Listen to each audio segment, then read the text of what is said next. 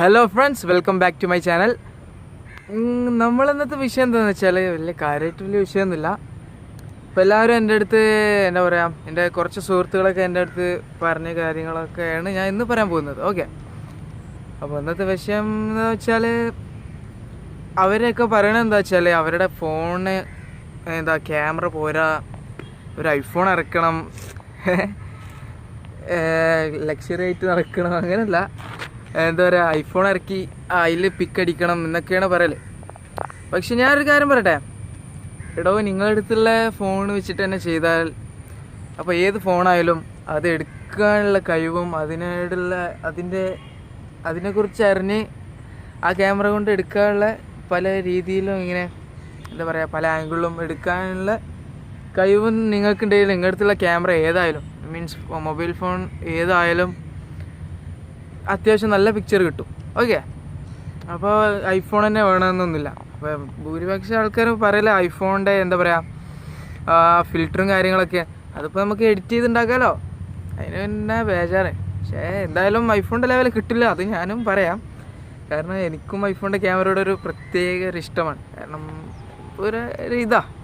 കാരണം അവർ തരുന്ന ക്യാമറയുടെ പവറും കാര്യങ്ങളും ഞാൻ കണ്ട ഫോണുകളിൽ ഒരിക്കലും ഇതുവരെ ഞാൻ കണ്ടിട്ടില്ല. സോ അതാണ് ഞാൻ പറയാൻ കാരണം. സോ ഫ്രണ്ട്സ്, എല്ലാവരുടെ അടുത്തും എന്താ പറയുക, ഏകദേശം നല്ല ലേറ്റസ്റ്റ് ആയ ഫോണുകൾ ഉണ്ടാവല്ലോ. അപ്പോൾ എല്ലാവരും 2 ക്യാമറ, 3 ക്യാമറ, 4 ക്യാമറ, 5 ക്യാമറ ഒക്കെ ഉണ്ട്. പക്ഷെ ഞാൻ ഒറ്റ ക്യാമറയുള്ള ഫോണാണ് ഉപയോഗിക്കുന്നത്. ഞാൻ ഉപയോഗിക്കുന്നത് സാംസങ് ഗാലക്സി S6 Edge ഞാൻ ഉപയോഗിക്കുന്നത്. കുറച്ച് പഴക്കമുണ്ട്, പക്ഷെ എന്നാലും അവർ ക്യാമറ അന്ന് തന്നെ ഒരു അടിപൊളിയായിട്ട് ഇറക്കിയിരുന്നു. അതുകൊണ്ട് തിരക്കേടില്ലാതെ നല്ലൊരു ക്യാമറയാണ്. അപ്പോൾ ക്യാമറയിലുള്ള കുറച്ച് സെറ്റിങ്സ് കാര്യങ്ങളും എങ്ങനെയാ, അതുകൊണ്ട് ഞാൻ കുറച്ച് ഒരു ടിപ്സായിട്ട് അങ്ങനെ പറഞ്ഞുതരാം. ഓക്കെ, അപ്പോൾ ഒരുവിധം എല്ലാവരുടെ ഫോണിലും എന്താ പറയുക, പ്രോ മോഡ് ഉണ്ടാവും, അതുപോലെ തന്നെ പല കാര്യങ്ങളുണ്ടാവും. പിന്നെ ഹുവാവയുടെ ഫോണാണെങ്കിൽ, അല്ലെങ്കിൽ റെഡ്മിയുടെ ഫോണിലൊക്കെ ഞാൻ കണ്ടുവന്നതാണ് ഈ ലൈറ്റ് പെയിൻറ്റിങ്ങും കാര്യങ്ങളും, അതുപോലെ ഇങ്ങനത്തെ കുറച്ച് കാര്യങ്ങളൊക്കെ പല ഫോണുകളുണ്ട്. അപ്പോൾ എങ്ങനെയായാലും ആ കാര്യങ്ങൾ കുറച്ച് വേണമെങ്കിൽ ഞാൻ പറഞ്ഞുതരാം. ലൈറ്റ് പെയിൻറ്റിങ് കാര്യങ്ങൾ എൻ്റെ ഫോണിലില്ല, പക്ഷെ ഞാനത് നമ്മുടെ പ്രോ മോഡ് വെച്ചിട്ട് എങ്ങനെ ലൈറ്റ് പെയിൻറ്റിങ് കാര്യങ്ങളൊക്കെ ചെയ്യുന്നതാണെങ്കിൽ ഞാൻ പറഞ്ഞുതരാം. ഓക്കെ, എൻ്റെ അടുത്ത് ഞാൻ ഇൻസ്റ്റയിൽ ഇട്ട ഒരു പോസ്റ്റ് എല്ലാവരും ചോദിച്ചതാണ്, എങ്ങനെയാണ് അത് ചെയ്യല്, എഡിറ്റിംഗ് അല്ലേ?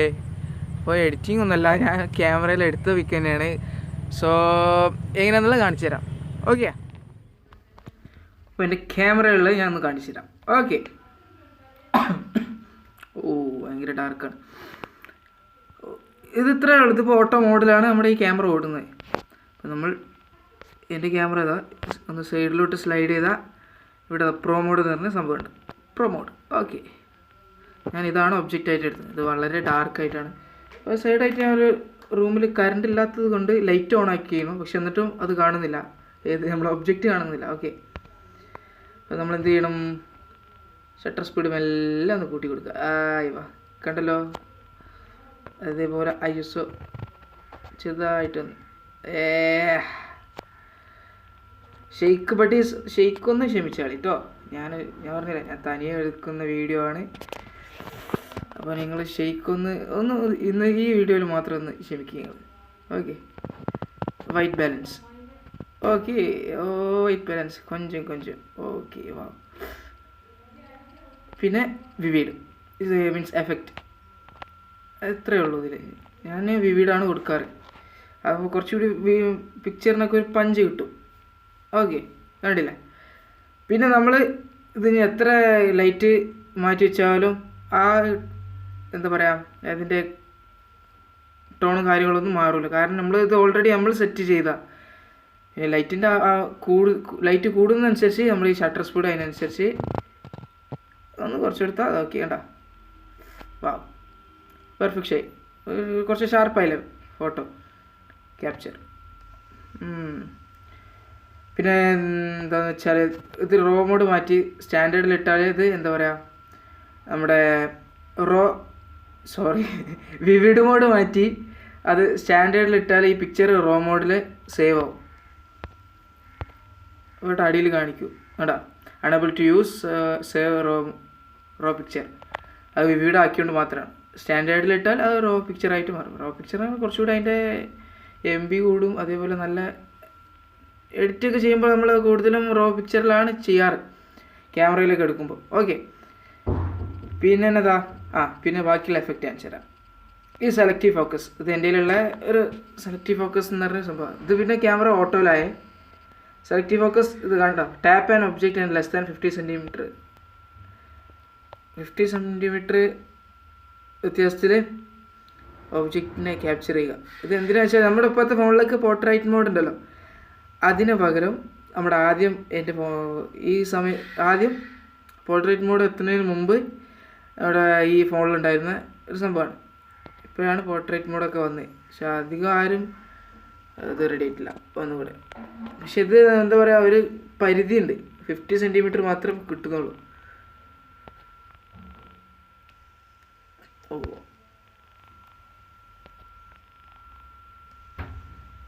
ഓക്കെ, അപ്പോൾ എടുത്ത പിക്ചർ ഒന്ന് കാണിച്ചു തരാം. ഓക്കെ, അപ്പോൾ ഗാലറി പോവാം. ഇതാണ് എടുത്ത പിക്ചർ. ഇവിടെയൊക്കെ ബാക്ക്ഗ്രൗണ്ട് ഒന്നാകെ ബ്ലറായല്ലോ. അതിൻ്റെ അഡ്ജസ്റ്റ് ബാക്ക്ഗ്രൗണ്ട് ബ്ലർ കണ്ടോ, ഫാർ ഫോക്കസ് അവിടെ. ഇത് മെയിൻ അല്ലാതെ അതിൻ്റെ ബാക്കിൽ ഒബ്ജക്റ്റ് ഫോക്കസ് ആവും. Pan focus, total focus. ഇത് നമ്മൾ സെലക്ട് ചെയ്ത ഭാഗം മാത്രം ഫോക്കസായി, ബാക്കിയൊക്കെ ബ്ലറാകും. ഓക്കെ, അതിന് നമ്മൾ ഒരു വ്യക്തിയെ ഫോട്ടോ ഒക്കെ എടുക്കുക, അല്ലെങ്കിൽ ഒരു ഒബ്ജക്റ്റിൻ്റെ ഫോട്ടോ, വേറെ എന്തെങ്കിലും ഫ്രൂട്ട്സോ അല്ലെങ്കിൽ മറ്റ് ഒബ്ജക്റ്റ് കാര്യങ്ങൾ എടുക്കുകയാണെങ്കിൽ അതിൻ്റെ ക്ലിയർ നമുക്ക് ശരിക്കും കാണാം. പിന്നെ ഫ്രണ്ട്സ്, സ്ലോ മോഷൻ വീഡിയോ എടുക്കാനുള്ളതാണ് സ്ലോ മോഷൻ്റെ എഫക്റ്റ്. പിന്നെ ഫാസ്റ്റ് മോഷൻ, അവിടെ ടൈം ലാപ്സ് എടുക്കൂലേ, അതാണ് ഫാസ്റ്റ് മോഷൻ. പിന്നെ ഇതിൽ ഞാൻ കണ്ടത് വെർട്ടിക്കൽ ഷോട്ടാണ്. നമ്മൾ ഈ പ്രൊഡക്റ്റ് ഒക്കെ എടുക്കുകയാണെങ്കിൽ അതിനെ ചുറ്റുഭാഗം നമ്മളിങ്ങനെ കൊണ്ടുവരും, അതേപോലെ ആ പിക്ചർ ഇങ്ങനെ കിട്ടുന്നതിനുള്ള ആ മോഡാണ്. ഓക്കെ, അങ്ങനെ 360 പിക്ചർ എങ്ങനെ കിട്ടുന്നതിൻ്റെ മോഡാണ്.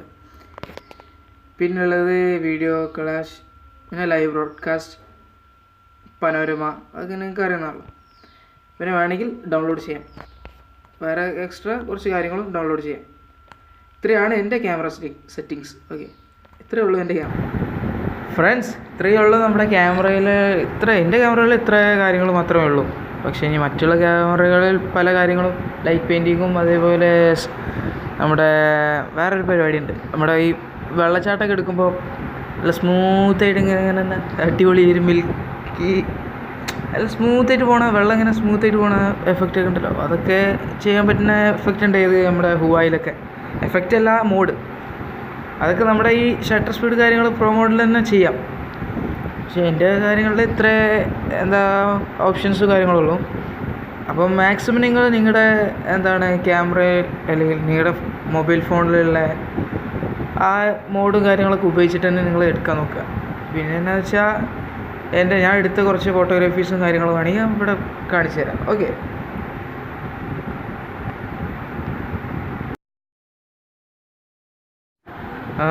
ഇതെൻ്റെ ഇൻസ്റ്റാഗ്രാം അക്കൗണ്ടാണ്. ഇതിൽ കാണാം എൻ്റെ എല്ലാ ഫോട്ടോസും. ഞാൻ എടുത്ത ഒരുവിധം എല്ലാ ഫോട്ടോസും ഇതിൽ തന്നെ ഉണ്ട്. മിഥിലാജ് MJ പറഞ്ഞിട്ട് ആദ്യം 3_, പിന്നെ മിഥിലാജ് 2_ MJ _ എന്ന് എന്താ പറയുക, അതിൻ്റെ പേര് ശരിക്കും അറിയില്ല, ക്ഷമിച്ചാലും. അങ്ങനെയാണെങ്കിൽ ഓക്കെ. അപ്പോൾ എൻ്റെ അക്കൗണ്ട് കയറുക, ഫോളോ ചെയ്യുക, അക്കൗണ്ട് സപ്പോർട്ട് ചെയ്യുക. അപ്പോൾ അതിൽ ചെന്ന് കാണും ഞാൻ എടുത്ത ഒരുവിധ ഫോട്ടോസുകളെല്ലാം ഇതിലുണ്ട്. പിന്നെ ഇനിയും ഫോട്ടോസുകളുണ്ട്, പക്ഷെ പലതും എൻ്റെ അടുത്ത് നിന്ന് ചില കാരണത്താൽ എൻ്റെ അടുത്ത് നിന്ന് മിസ്സായിട്ടുണ്ട്. അപ്പോൾ ഇതിൽ ഞാനെടുത്ത ലൈറ്റ് പെയിൻറ്റിങ്ങും മറ്റു കാര്യങ്ങളൊക്കെ അതിൽ തന്നെ ഉണ്ട്. ഓക്കെ, ഇതിൽ കയറി നിങ്ങൾക്ക് കാണാവുന്നതാണ് എൻ്റെ ഒരുവിധം എല്ലാ ഫോട്ടോഗ്രാഫീസും. പിന്നെ ഞാൻ മാക്രോ ഫോട്ടോഗ്രാഫി മൊബൈലിലെടുത്ത്, ഇതിൽ മൊബൈൽ ഫോട്ടോസും കൂടുതലുണ്ട്, എൻ്റെ ചില ക്യാമറ ഫോട്ടോസും ഇതിലുണ്ട്, ക്യാമറ DSLR ഫോട്ടോസും ഉണ്ട്. പിന്നെ കുറച്ച് ഐഫോൺ പിക്സും ഉണ്ട്. ഞാൻ ഒരു ഐഫോൺ ഫാനായതുകൊണ്ട് ചങ്ങായിമാരെ ഫോണൊക്കെ തട്ടിപ്പറിച്ച് വാങ്ങി കഷ്ടപ്പെട്ട് ഫോട്ടോ എടുത്തിട്ടുണ്ട്. ഓക്കെ, എത്രയാണ്. നിങ്ങൾ മാക്സിമം എൻ്റെ അക്കൗണ്ട് കയറി സപ്പോർട്ട് ചെയ്യുക.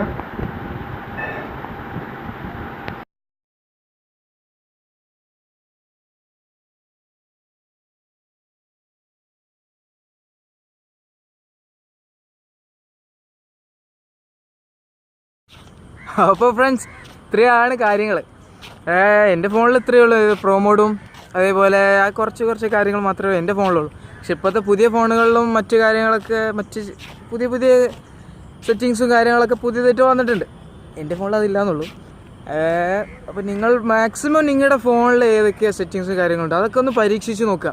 അത് വെച്ചിട്ടൊക്കെ ഒന്ന് മാക്സിമം ഒന്ന് ക്യാപ്ചർ ചെയ്ത് നോക്കുക, വീഡിയോ ഒക്കെ ചെയ്ത് നോക്കുക.